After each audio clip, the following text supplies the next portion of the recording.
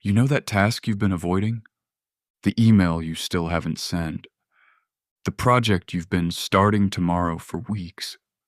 The goal you've promised yourself you'll finally work on? You probably think you're procrastinating because you're lazy. But what if that's completely wrong? What if procrastination isn't a time management problem at all?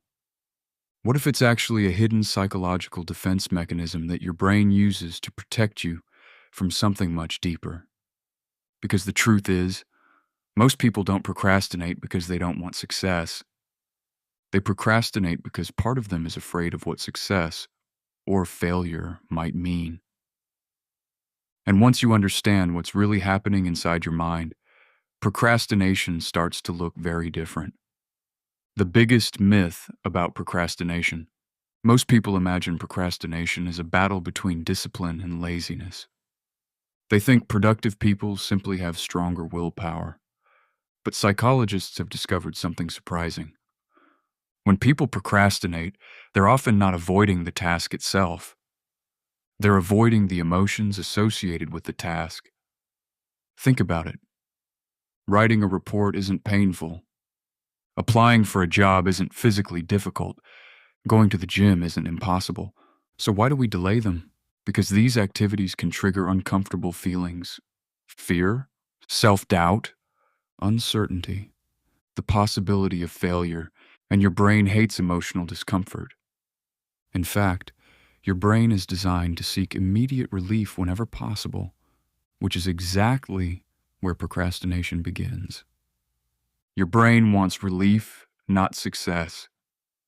Imagine you sit down to work on something important. Immediately, your brain notices something uncomfortable. Maybe you're afraid the result won't be good enough. Maybe you're worried about being judged. Maybe you're overwhelmed by how much work lies ahead. The moment those feelings appear, your brain starts looking for an escape route. And modern life provides thousands of them. A quick scroll through social media, one YouTube video, checking messages, reading random articles. Suddenly, the discomfort disappears. At least temporarily, your brain experiences relief, and relief feels rewarding. This is where procrastination becomes dangerous, because every time you avoid discomfort and feel relief, your brain learns a lesson. Avoidance works. The task remains unfinished, but the emotional discomfort is gone. And your brain loves that trade, even though it creates bigger problems later. Why procrastination feels good at first. This is one of the strangest parts of procrastination. It actually works, at least in the short term. When you delay something stressful, anxiety drops immediately. You feel lighter, more relaxed, more comfortable, but this relief comes with a hidden cost. The task doesn't disappear. It simply waits.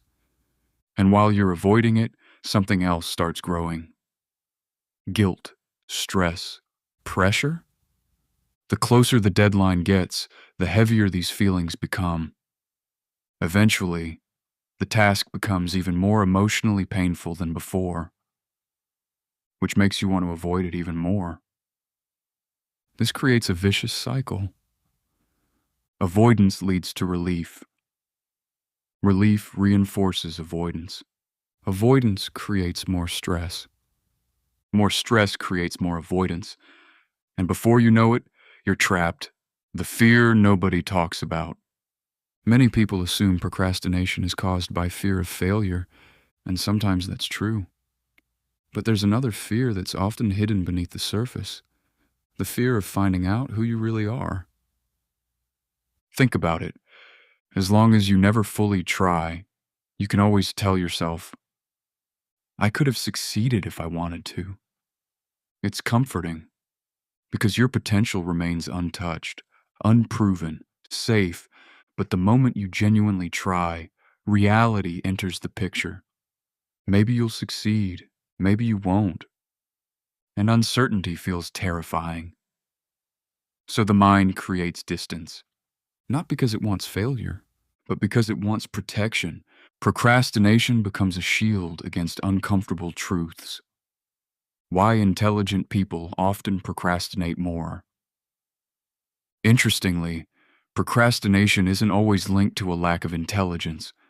In some cases, highly intelligent people struggle with it even more because they can imagine every possible outcome, every mistake, every criticism, every scenario where things go wrong.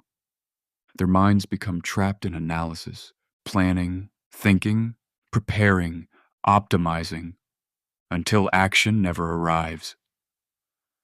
The task grows larger in their imagination than it ever was in reality. And the more they think, the harder it becomes to begin. This is why overthinking and procrastination are often close friends. One feeds the other, endlessly, the real solution. Most advice focuses on productivity hacks, better schedules, more discipline, more motivation. But motivation isn't usually the missing piece. The real challenge is learning to tolerate discomfort. Because every meaningful goal contains discomfort. Growth contains discomfort. Learning contains discomfort. Change contains discomfort. The people who consistently move forward aren't necessarily more motivated. They're simply willing to feel uncomfortable for longer. They understand something important. The feeling they're avoiding is usually temporary, but the consequences of avoidance can last much longer. Conclusion.